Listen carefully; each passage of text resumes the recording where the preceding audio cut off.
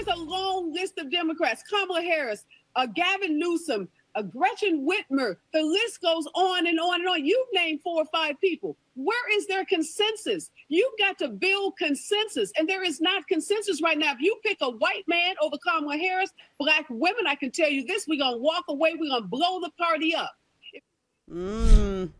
So that is a California delegate who's saying that if Democrats choose a white man to replace Biden over Kamala Harris, then they're not going to go out and support. I don't know if I believe that to be true, because Kamala Harris was the least supported, even amongst black voters, in the Democrat primaries of all of the candidates in the Democrat primaries. So there's just not a lot of receipts there that make me believe her. Welcome back to the program. Dana Loesch here with you. We're at the top of this second hour in a very weird Independence Eve because of all of the blowups with the Democrat Party. And you can listen coast to coast. You can stream the radio program, watch the simulcast as well on channel 347 DirecTV. You can find us on X, Rumble. There's always a discussion in Rumble. They have the McGroin crew in the Rumble discussion today. So always fun. Always join. So this delegate, I don't think I'm being dismissive in saying that I just don't believe her, simply because I don't believe that didn't happen when she had to drop out of the primary debate. But also, I just feel like that's so one-sided and hypocritical. I mean, I'm all for Democrats, tearing each other up. I mean, they have all of these different identity groups, and they played them too long, and now here's the consequence. But let's not forget that they had a white woman step aside for a black man coming from Illinois. So I'm just saying, Hillary Clinton was told to step aside for Barack Obama, and that created a lot of tension within that party. And it created a lot of problems that we're all still dealing with today. So let's be kind of realistic about some of this. Further, I don't trust people. I have a hard time trusting politicians, especially if they have no record and they've never been governor. I always default to governors. If there's a governor running against like a senator or a rep, I tend to default to a governor, unless it's like a bunch of people that I don't like and like Doug Burgum. And then that's not going to happen. Or a bunch of like senators or reps and then Doug Burgum. Not going to happen. But this idea, and remember this has been co-signed by James Clyburn. He had the shot across the bow. He's saying that he's going to support. I'm going to play this one more time. Audio soundbite 6. This statement right now is the biggest statement in the Democrat primary. Listen to this. I will support her if he were to step aside, but I want to support her going forward.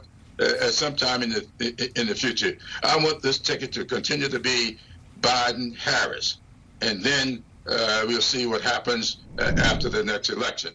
So I say this, remember, we've talked about this. He made Joe Biden president. Joe Biden wouldn't be president without James Clyburn. James Clyburn is now trying to use his muscle to send a shot across the bow saying, look, you're not going to be replacing Kamala Harris. The problem is Kamala Harris doesn't have likability.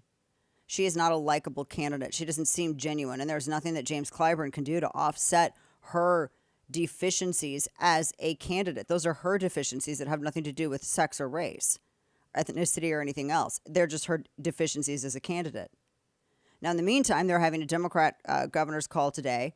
The reporting was that Gavin Newsom, flew to D.C. because he's definitely wants to be considered number one. He's put in a lot of time. I don't know and that's the other thing. Kamala Harris doesn't really have a record to run on. Borders are. I mean, that's the biggest thing that she was assigned. That would tank her itself because there are so many Democrats that are livid over what's been happening at the border. But if it's going to be somebody like Gavin Newsom, and we'll talk about this more should this, end up being the reality. If it's somebody like Gavin Newsom, you need to consider all of the baggage that he has. And we talked about some of it yesterday, but I haven't even gotten into the high-speed rail. I haven't even gotten into the water, desalination plant. None of that. I mean, it's horrific. So that's a whole other topic of discussion that, if he becomes the nominee, we'll talk about, or if it looks likely, we'll talk more about. But this is a problem that Democrats created it.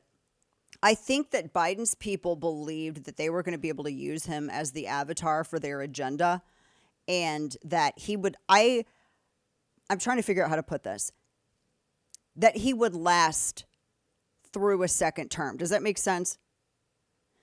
And the reason I say this, and I was going back and forth, and if I wanted to have like a ton of different videos over the span of the past 4 years showing I mean, you guys know, I don't need to, beat a dead horse. And at some point, even though I think he deserves it because of his petty nature all through the years, at some point for me, it feels cruel because these clips are so bad when you start to play them successfully or successively like this. They're just so bad.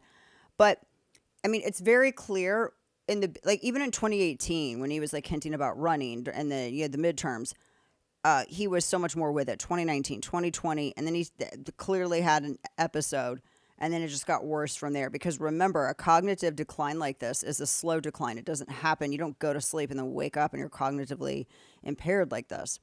So this was happening for a long time. My point in saying that is that all of these people around him had more than enough time to say, he's not ready to do this again. He can't do this again. This isn't, you can't have it. Now, the excuses are still coming. Did you notice he was orange the other day? Yeah. He was orange yesterday. There was a meme going around where Biden was looking at Trump going, I'm the orange man now. The whole, can't remember what movie that was with Tom Hanks, and that boat got captured. Yeah. So I got to put this up. Politico. Biden family also blames CNN for bad makeup. Again, they said that he was too pale. Now, all of a sudden, he's completely orange. He was as orange as the day is long. And that seemed very weird. It's very weird. They're all freaking out. The whole White House is freaking out. Democrats are turning. Here's the other story I was telling you. Democrat staffers are absolutely terrified. This is all coming, to a head. They're terrified of him. This story, Kamala doesn't read her daily briefings. It says, and Joe Biden's staff, the quote was, scared S-less of him. Terrified of him. Because he's so mean and so crabby. That's the real Joe, by the way. It said a former underling of Kamala Harris says she routinely refused to review briefing materials and would scold employees when she appeared unprepared.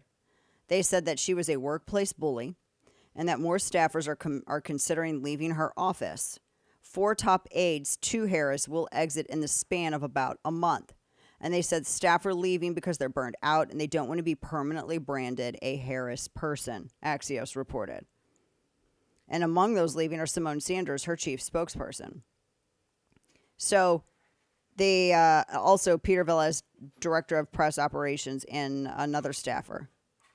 So they're saying she didn't read any of this. Biden's briefings are curated for him so that he doesn't receive information that will set him off.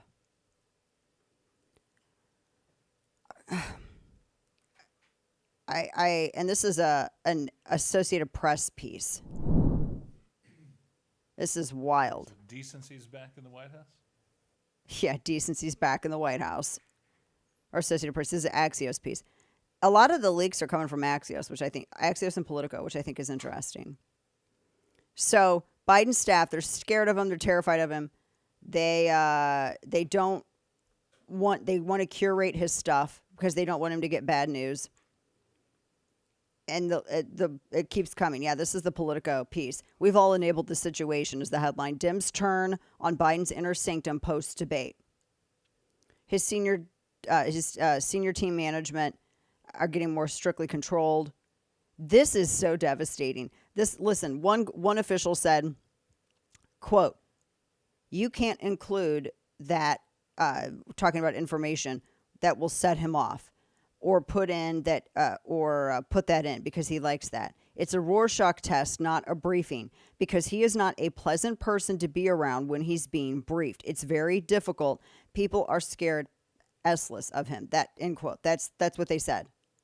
They said he doesn't take, another quote, another official, he doesn't take advice from anyone other than those few top aides, and it becomes a perfect storm because he just gets more and more isolated from their efforts to control it.